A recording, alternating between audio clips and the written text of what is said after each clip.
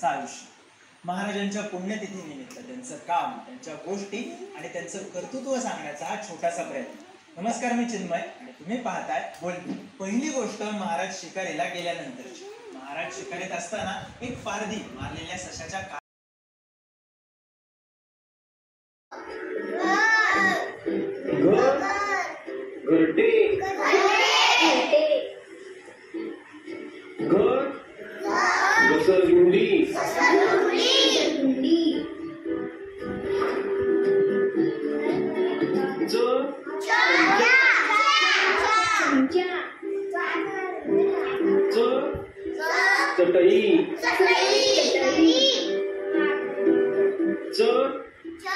चपाती